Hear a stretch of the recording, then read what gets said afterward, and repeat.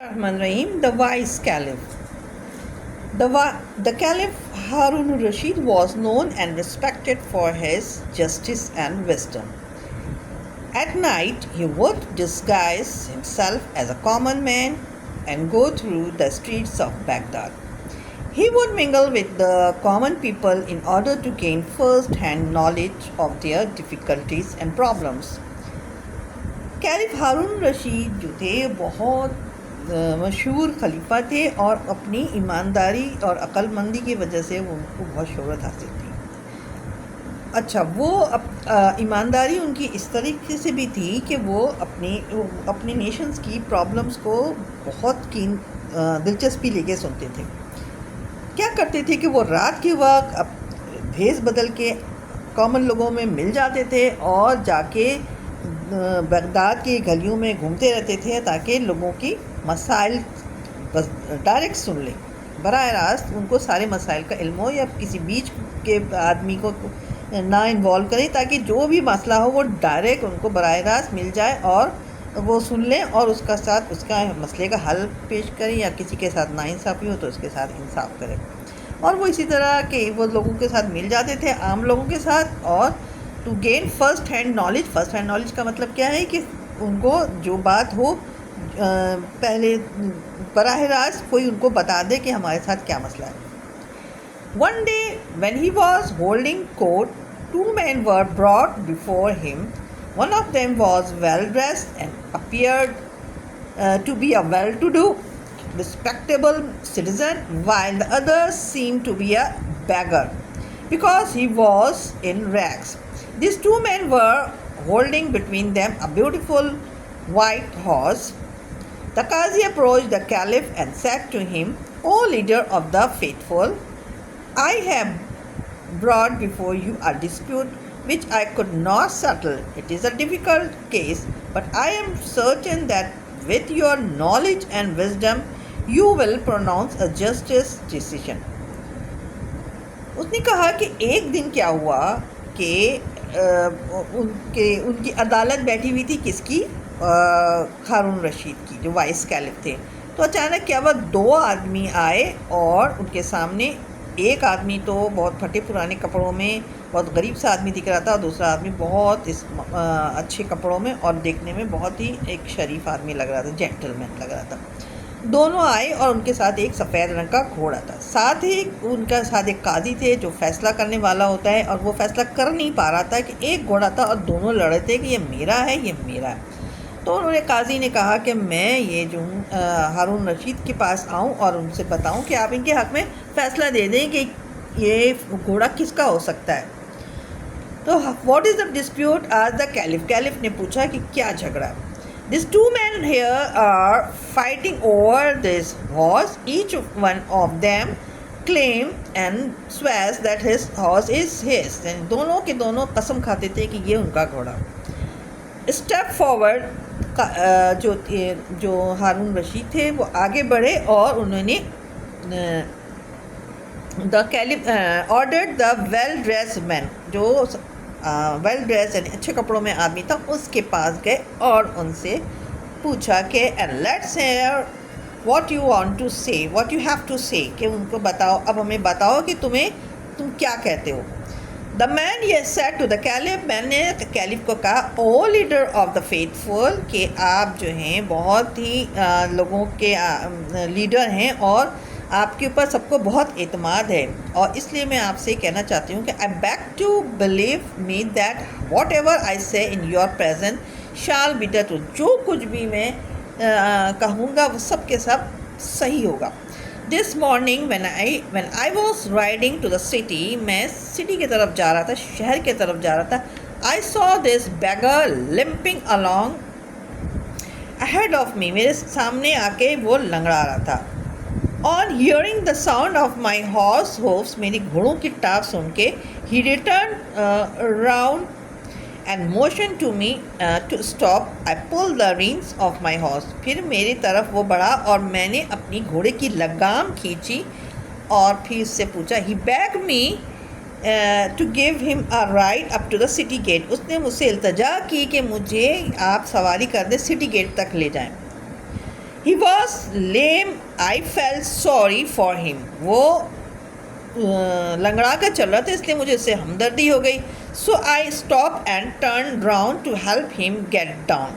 फिर मैंने इसको अपने पीछे बैठा लिया और इसकी मदद की कि ताकि मैं इसको पहुंचा दूँ सिटी गेट तक। Refuse to dismount. I was puzzled and gently told him to get down because we had reached the city gate. अच्छा, जब मैंने उसको कहा when we reached the city gate, I stopped and turned round to help him get down. He refused. उसने मना कर दिया to dismount. I was puzzled. मैं बहुत हैरान हो गया and gently told him to get down because he had reached the city gate. कि उसने ये कहा था कि मुझे तो सिटी गेट तक पहुंचना था और इसने ये इंतजार किया जब सिटी गेट आ गया वो नहीं उतारा। He said, फिर उसने कहा why should I get down? उसने कहा मैं क्यों नीचे उतरूं? I gave you a ride and now you want to drop me off my horse. यानी कि मैंने आपको बैठाया है, आपको सवारी दी है, आप मुझे मेरा डकैती करके मेरा घोड़ा मुझसे छीनने चाहते हैं। किसने कहा? उस पुअर मैन ने कहा रिच मैन से। तो ये उसकी स्टोरी थी। पुअर मैन के जो थी वो रिच मैन के साथ उसने ये किया। अब पुअर मैन ने कहा then the beggar limp forward and said. फिर वो बैगर जो था, वो गरीब जो था फटे पुराने कपड़ों में, वो आगे आया। ओ लीडर ऑफ द फेथफुल। फिर उसने भी उसी अल्फाज में कहा ओ लीडर ऑफ द फेथफुल, कि तुम लीडर ऑफ द फेथफुल के हर एक को तुम पे बड़ा यकीन होता है। You are the helper and guardians of the poor. तुम जो है गरीबों की मदद करते हो और उनके सरपर हो तो गरीबों के। You are a wise and just caliph. और तुम जो हो अपने उसका कैलिफ का कि आप बहुत अक्लमंद कैलिफ हो और आपका फैसला सही होता है। Have pity on me and save me from the cruelty and injustice of this rich man. कि आपको मेरे लिए हमदर्दी चाहिए और मुझे इंसाफ पहुंचाना चाहिए। I can swear that this horse belong to me. कि मैं कसम खा सकता हूँ कि ये घोड़ा मेरा है।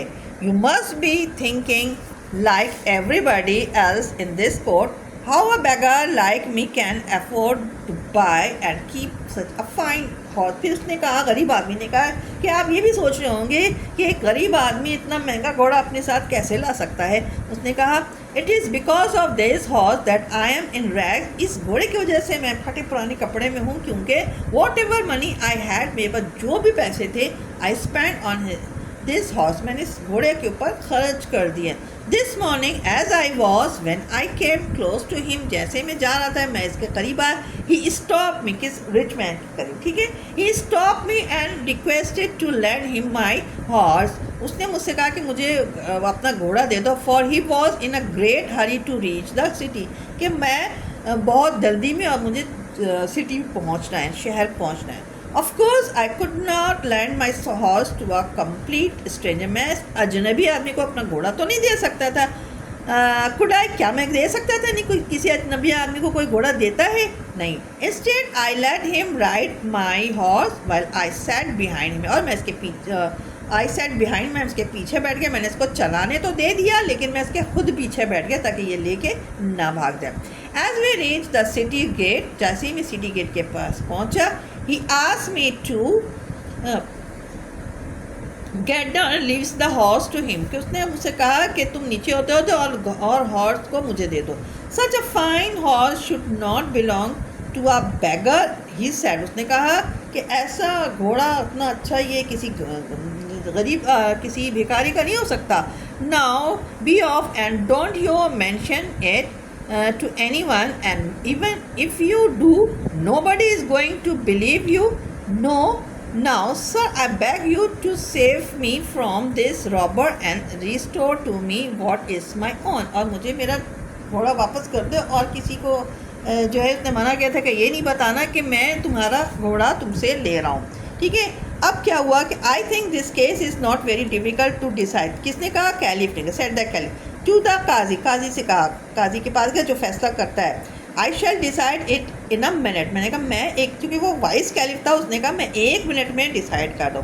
Tell these man to place their hands on the horse. उसने कहा कि दोनों अपने अपने हाथ घोड़े के ऊपर रखे, वन बाय वन, एक के बाद एक। Let the bagger do it first. सबसे पहले बैगर ने हाथ रखा। When the beggar touched the horse, it went as it did not like the touch of his hand. ठीक है, तो वो जो था, जब बैगर ने घोड़े की तरफ हाथ रखा तो फिर क्या हुआ कि ऐसा उसको महसूस हुआ कि वो जो है वो चिल्लाने लगा, और ऐसा लग रहा था कि किसी नॉन पर्सन के, ऐसे इस आदमी को जानता नहीं. The horse snorted and neighed with pleasure.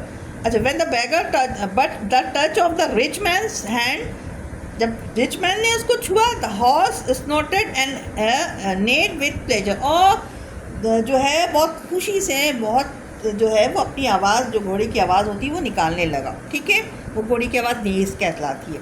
This horse belongs to him. किसने कहा? Pronounce the caliph. कैलिफ ने ऐलान कर दिया कि ये घोड़ा जो है वो रिच मैन का है. Give the horse to its master. अपने मालिक को वो घोड़ा वापस किया.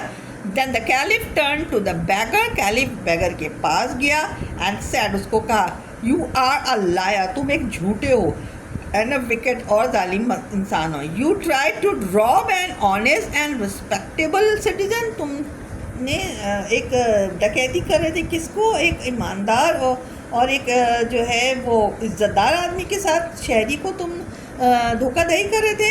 You deserve severe punishment. तुम्हें बहुत सख्त सज़ा मिलनी चाहिए, तुम इसके काबिल हो. But I shall be merciful and forgive you this time. कि मैं तुम्हें साथ हम जो है तुम्हें माफ़ कर दूंगा इस दफ़ा.